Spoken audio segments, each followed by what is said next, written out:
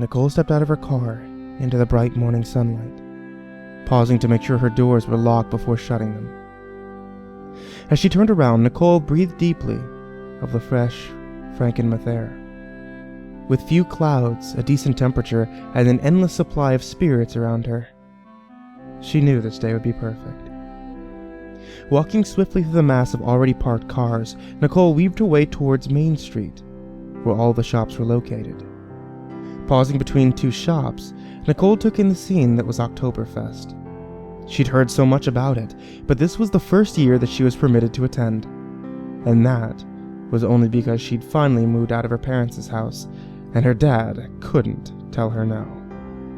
Bright banners pronouncing Oktoberfest in English and in German. People in all sorts of dress, most casual, while some fancied dressing up as tavern wenches, bustled here and there, crowding the sidewalks. Nicole stepped in an opening between two families and made her way to the crosswalk. Her destination was across the street, in the brick-laden space next to Bavarian Inn, where all the temporary pubs were set up, under squares of plastic tents to keep the sun and rain, if there should be any, off of the workers underneath. The stoplight for the passing cars turned yellow, then quickly to red, and the crosswalk lit up white for pedestrians to cross. In the center of the mob crossing the street, Nicole was stuck behind a man who was smoking. She tried not to cough loudly as he bellowed out smoke, and it hit her directly in the face. She tried shifting to her left out of the way, but was elbowed back by a disgruntled-looking man who muttered curses at her under his alcohol-tainted breath. Once on the sidewalk again, Nicole stepped into the side and waited, letting the smoker and disgruntled stranger move along ahead of her. She took a deep breath and then continued on her way, determined not to let such a small incident rain on her high spirits. She looked up, scanning the crowd as she entered the pub area. She wasn't looking for anything or anyone in particular, but somebody did catch her eye. The disgruntled man who'd elbowed her. He was behind one of the serving tables at the second pub from the sidewalk, stooped a bit and mumbling to the lady who was filling the steins with foamy beer. She nodded, handed the stein to the waiting customer, then took something from the disgruntled man and left the tent. Nicole was intrigued and stepped back towards the sidewalk so she could see behind the tents. The lady was holding a small vial and was pulling the cork out of the top of it. In front of her on the ground was a keg, into which she poured whatever was in the vial, replacing the corks on both, and stashing the now empty vial in her bosom. As the lady ducked back into the tent where she was working, Nicole walked back around the front of it, a small ping of fear striking her heart as she saw the disgruntled man moving to the next tent over, and speaking in hushed tones to the lady working there as well. Pushing her long brown hair out of her face, Nicole scanned the crowd, looking to see if anyone else noticed what was going on. Everybody was completely oblivious, going about their merry ways, laughing, shouting, stumbling about. Nicole's thirst for beer suddenly gone. She stepped out of the way of a couple of teens stumbling by and kept her eye on the suspicious man. She watched as he visited every single pub, handing off something which she didn't clearly see to each worker, who dipped behind the back of the tent momentarily before returning. She didn't need to see what was going on to know. It was a little vial of whatever it was that was being used to spike the awaiting kegs. Nervously, Nicole scanned the length of the pubs and noticed that the lady in the second one was dragging a keg back behind the tent and reappearing with an apparently heavier one. Oh no, Nicole thought to herself as she watched the lady start filling a stein from the keg. She watched as it was passed to a middle-aged looking man who swapped it for a 10 and walked away.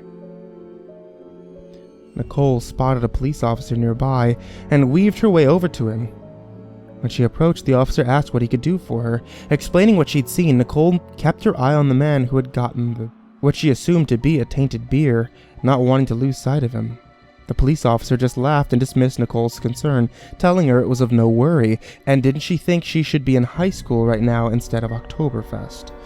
Offended, Nicole snapped at the police officer that she was 23 and didn't need him to tell her where to be, and then walked off in a huff. That's when somebody screamed. Nicole looked up to see the man she'd been eyeing lying on the ground, convulsing spasmodically. The stein spilled on the grass next to him. Her eyes wide, Nicole looked back from the policeman, but he was gone. She spun around, eyes searching, but he was nowhere to be found. Across the ground, somebody else screamed, followed quickly by another scream a short distance away. Nicole scanned the crowd. She saw, to her horror, as one person after another began to collapse to the ground, convulsing spasmodically. She looked around. Seeing a metal statue nearby, she climbed it so she could see over the crowd easier. One after another, people collapsed where they stood and started convulsing. She looked back to the first man and saw that he was weakly coughing up bloody foam, a good deal of it already next to him and all over his clothes. Stifling a scream, Nicole watched helplessly as the man gave another weak cough and then stopped moving. The women near him were screaming and crying, but it appeared he was here alone, as nobody was stopping to hug or help him. Eyes scanning the crowd, Nicole watched as the ground slowly turned from the gray bricks and green grass to a growing puddle of foamy blood. Tears stung her eyes, prickling at the back of her nose, but she didn't dare let go of the statue that she was standing on. As she watched, more than half the crowd collapsed, convulsed, and died, and then another half of that, until there was only a few left, mostly the young children who were obviously too young to drink.